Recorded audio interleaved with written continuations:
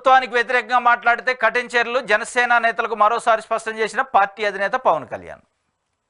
ప్రభుత్వానికి వ్యతిరేకంగా మాట్లాడితే కఠినమైన చర్యలు తీసుకుంటాడట పవన్ కళ్యాణ్. ఉప ముఖ్యమంత్రి, జనసేన చీఫ్ ప్రభుత్వానికి వ్యతిరేకంగా మాట్లాడటం కాదు, ప్రభుత్వం వైపు నుంచి ఏమైనా తప్పులు జరిగితే, ప్రభుత్వం వైపు నుంచి ఏమైనా ప్రజా వ్యతిరేక నిర్ణయాలు జరిగితే ప్రశ్నించాల్సిన అవసరం, ప్రశ్నించాల్సిన గొంతులు అవసరం ఉంది కూడా అని మీరే పదే పదే చెప్పారు. కానీ మీరు మీ పార్టీ కేడర్ని ఎట్లా బెదిరిస్తున్నారు? ప్రభుత్వానికి వ్యతిరేకంగా మాట్లాడితే కఠినమైన చర్యలు తీసుకుంటా అని ఒక కర్రపెత్తనం చేసే ప్రయత్నం చేస్తున్నట్టే ఉంది స్టేట్మెంట్. ఎస్, ప్రభుత్వం ఉంటుంది.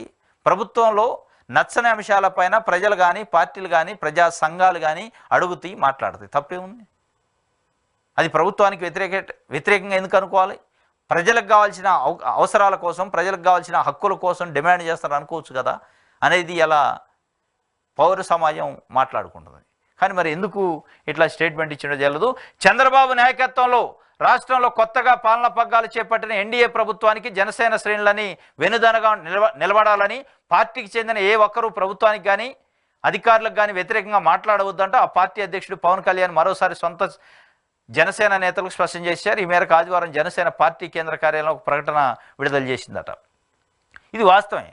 మీరు పార్టీ కార్యక్రమాలు ఉంటే వితిన్ ద మీటింగ్లో, వితిన్ ద 4 వాల్స్లో మాట్లాడుకోవాలి, బయటికి బహిరంగంగా చెప్పాల్సిన అవసరం లేదు. చెప్పడం వల్ల పార్టీకి నష్టం జరిగితే ఒక బాగానే ఉంది.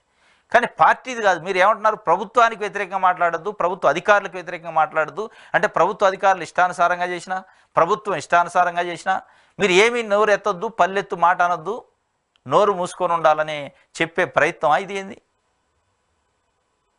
ఇప్పుడు మీరే చెప్పారు, మేమే ప్రతిపక్షం, మేమే అధికార పక్షం, ఎన్డీఏ ప్రభుత్వంలో మేము ప్రతిపక్షంగా ప్రజల గొంతుగా ఉంటాం అసెంబ్లీలో, బయట. ప్రభుత్వం తప్పులు చేసినా నిర్మోహమాటంగా మా పార్టీ స్టాండ్ చెబుతాం అని చెప్పారు. మరి మీ కార్యకర్తలని నోరు మూయించే ప్రయత్నం చేస్తారు. మరి దీని వెనక ఏం జరుగుతుందనేది ఇలా జనసేన పార్టీ కార్యకర్తలు, ఆంధ్రప్రదేశ్లో పౌర సంఘాలు, ప్రజలు మాట్లాడుకుంటున్న పరిస్థితి.